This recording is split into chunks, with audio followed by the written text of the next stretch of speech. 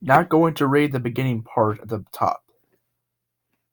Red Mist begins to discover preparing to practice his clarinet in his room as SpongeBob Patrick played merrily outside. Square wraps his mouth around the clarinet and is only able to play one note before being interrupted by someone knocking on the door. He walks down, opens the door, and discovers that it is a traveling salesman at his door. The salesman, a Scottish fish, asks if he can have a Squidward's time. Squidward tells him that he isn't interested and slams the door in the man's face. Walking back to his room, the salesman begins knocking again, and Squidward opens the door angrily. The salesman, looking very upset, tells Squidward that the red mist is coming. He proceeds to walk off. Facing Squidward walks back to his room and finally begins playing the clarinet. After performing several off-key notes, SpongeBob and Patrick begin laughing outside, interrupting Squidward yet again. Squidward walks over to the window and shouts at the two, telling them that he needs practice for a concert he will be performing at. SpongeBob and Patrick both apologize tearfully and walk back to their respective houses. Squidward, unsure of himself, walks back and begins playing his clarinet again, this time uninterrupted. The scene then fades to red over the course of 12 seconds, and perhaps by glitch, the same scene is repeated once more, which is somewhat common in rough cuts of animation. However, this time Squidward's eyes are replaced with new, more realistic eyes with red pupils. Clearly not real, but more realistic than CGI, TV, or animated. The audio is also completely absent from the scene, save for occasional clicks. After the repeat of this previous scene, a new scene begins with the same red eyes. But at the theater, where Scooter is playing his clarinet, the frames in the animation skip every 4 seconds, but the sound remains sensed. After an unruly performance of the song he dubbed Red Mist, SpongeBob and Patrick are seen in the crowd booing Squidward, very uncommon for them. The scene pans to reveal the same Scottish salesman sitting next to them, also booing, as Squidward walks back to his home with his head in his testicles.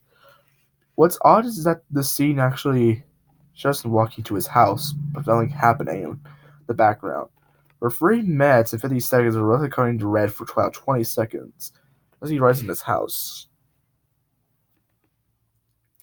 A new scene appears, but back to the original cartoon eyes, with Squidward sitting in a chair in his room at night, with a blank look on his face for roughly 30 seconds before starting to sob softly.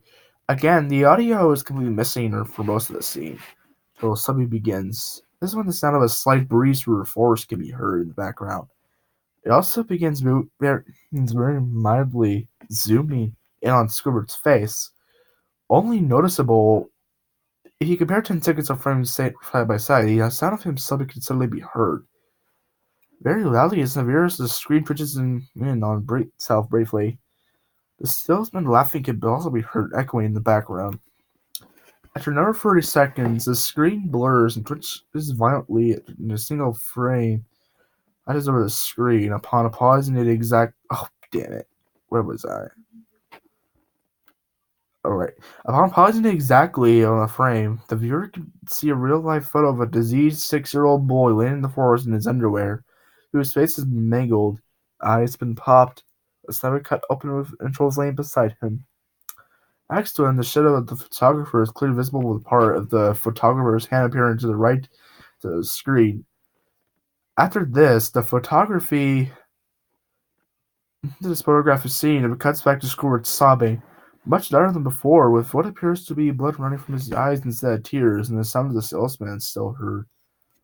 The sound of the wind in the forest is also played at a much louder volume, but now the single sound of branches snapping and screams of a young boy heard.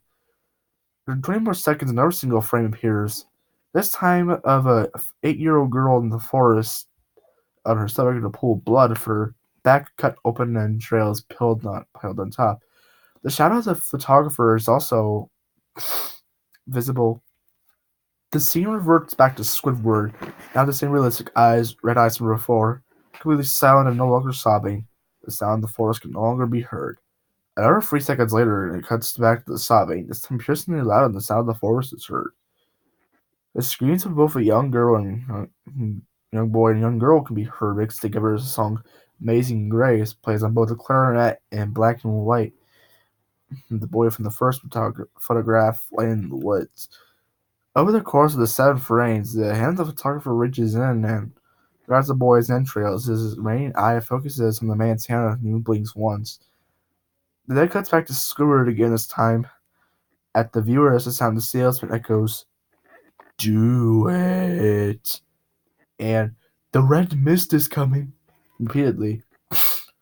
After 40 seconds of this, the camera quickly pans to reveal a Squidward holding a ballistic gun, looking as through it, were photoshopped into the scene. Squidward lifts the barrel into his mouth and fires, with blood shining out from his head.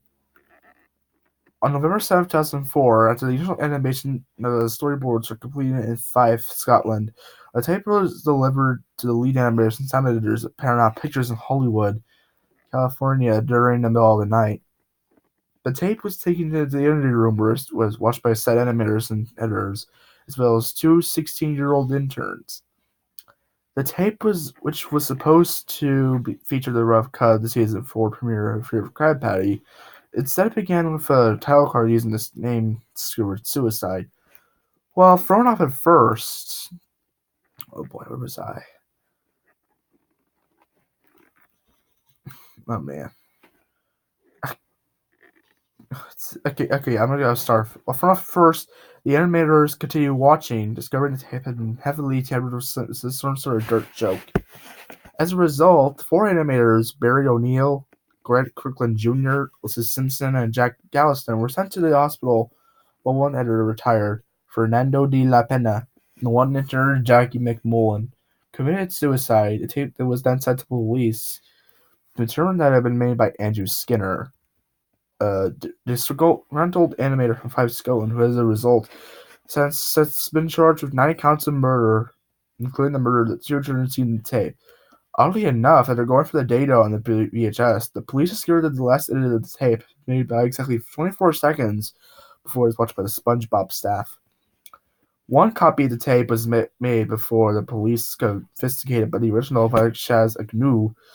The writer's article saw surviving intern from that same night. Agnew has made various attempts to distribute copies of the Skinner's tape and hopes to secure clearance rights to release it on several online auction websites soon. A Sony Betamax tape, also marked Red Mist, was discovered in a warehouse in Manchester, Canada on August 12, 2016. It was found by Marcus Andrews. When reported to Nickelodeon, the tape was also brought in to Chaz Agnew, the editor who wrote the account from Squidward's suicide. They had to hunt for a beta VCR in decent condition, but they were able to find one at a nearby Goodwill when the tape was watched. It was in poor condition. The tape was then cleaned for a few hours. The quality vastly improved, although still quite low for a beta, which was supposed to be better than every other videotape at the time. The tape fit exactly to the reported contents.